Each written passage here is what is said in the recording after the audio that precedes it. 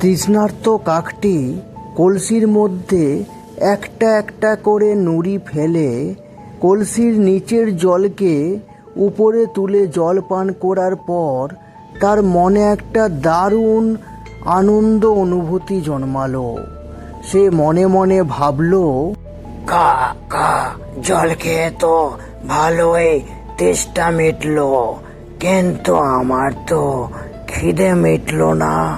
আমাকে কিছু খেতে হবে, কা কা আমাকে কিছু খেতে হবে। আমার খাবার খোঁজা দরকার। আমাকে যেতে হবে অন্য জায়গায়। কোথায় খাবার পাই? এই বনে তো খাবার কিছুই নেই।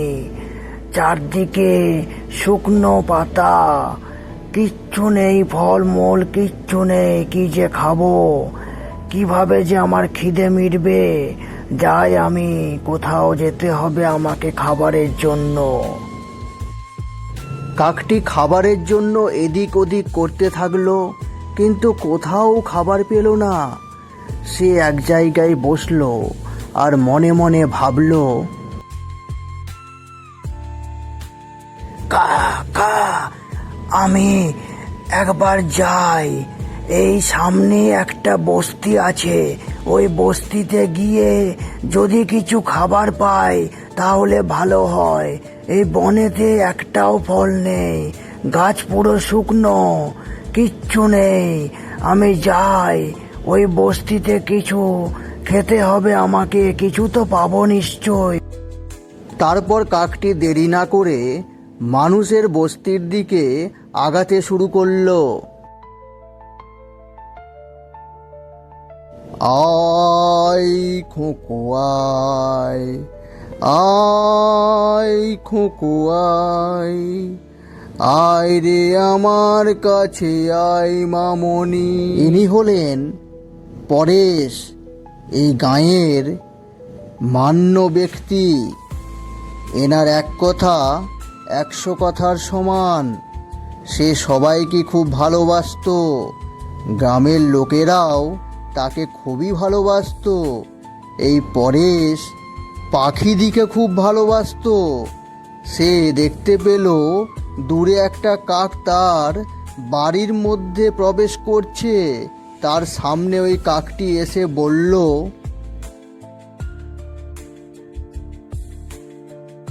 বাবু বাবু আমাকে কিছু খাবার দেবেন, কিছু খাবার। আমার অনেকক্ষণ ধরে খিদে পেয়েছে, এদিক ওদিক চারদিক করছি, কোথাও খাবার পাইনি। তাই আপনার কাছে এসেছি, আপনার এই বাড়িতে। কিছু খাবার দেন বাবু, কিছু খাবার দেন। হ্যাঁ, তোমাকে নিশ্চয়ই খাবার দেব। আমি পাখিদিকে খুব ভালোবাসি গো। আমি তোমাকে নিশ্চয়ই খাবার দেব। দাঁড়াও, তুমি এখানে বসো। বাবু, কি বলে যে আপনাকে ধন্যবাদ জানাবো। সত্যি আপনি খুব উদার মানুষ। না না, এটা আমার কর্তব্য। আমার এটা কর্তব্য। তুমি আমার কুটিরে এসেছো, এটা কত ভালো লাগছে তুমি জানো।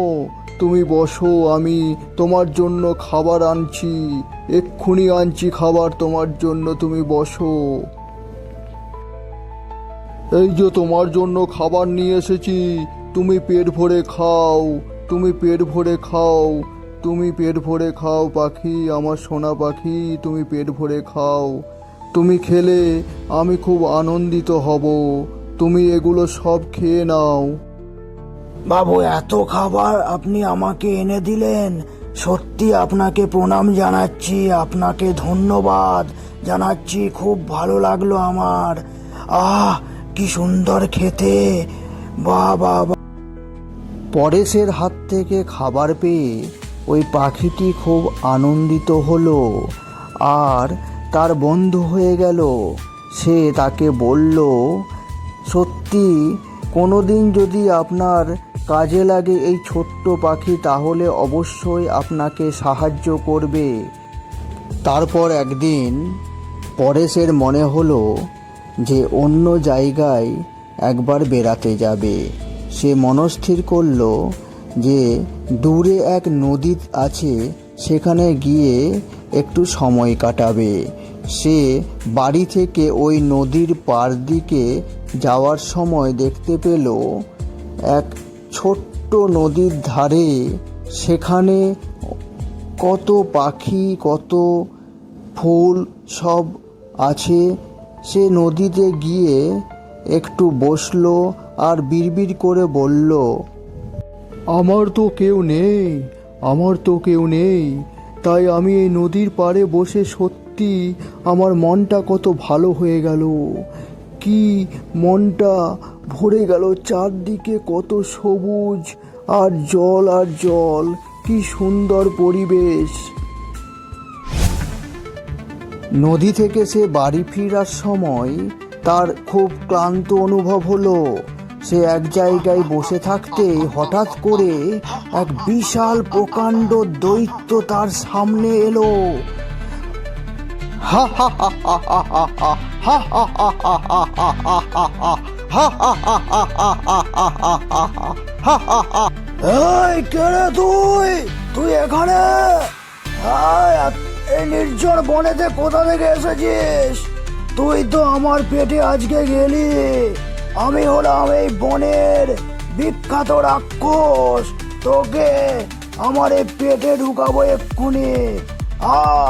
বাঁচাও বাঁচাও বাঁচাও বাঁচাও, কে আছো? বাঁচাও বাঁচাও, আমাকে দৈত্যতে খেয়ে নিল। বাঁচাও বাঁচাও, আমাকে ছেড়ে দাও, আমাকে ছেড়ে দাও, আমাকে ছেড়ে দাও, আমাকে কিছু করো না, আমাকে ছেড়ে দাও। তোকে এক্ষুনি খাবো আমি, আমি ঘাড় মোটকে খাবো। অনেকদিন মানুষের রক্ত খাইনি আমি তোকে খাবো এক্ষুনি। বাঁচাও আমাকে, কে কোথায় আছো? বাঁচাও বাঁচাও, আমাকে রাক্ষসে খেয়ে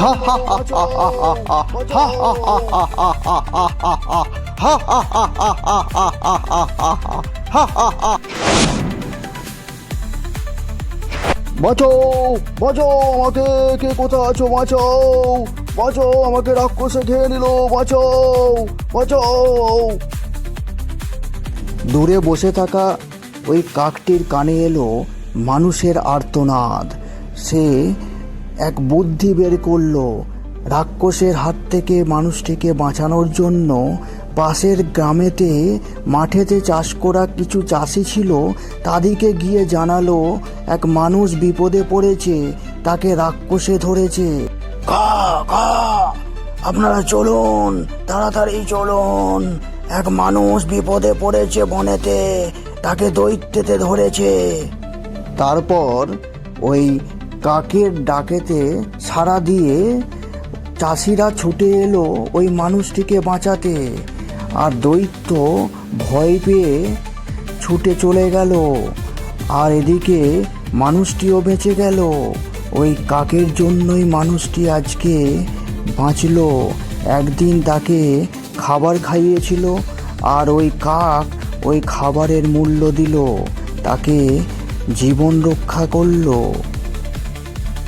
তুমি আমার জীবন রক্ষা করেছো কাক, তুমি সত্যি খুব ভালো। তুমি শুধু পক্ষী নও, তুমি মানুষের বন্ধু। তুমি আমার বন্ধু হবে। চলো আমার বাড়িতে, আমার সঙ্গে থাকবে তুমি আমার বন্ধু হয়ে। আমার তো কেউ নেই, চলো আমার সাথে, চলো আমার সাথে, আমার বাড়িতে তুমি থাকবে, খাবে, আমার বন্ধু হয়ে থাকবে, চলো। তারপর কাকটি রাজি হলো ওই পরেশের বাড়িতে পরেশের বন্ধু হয়ে থাকার জন্য। তারা দুজনে খুব ভালো বন্ধু হলো।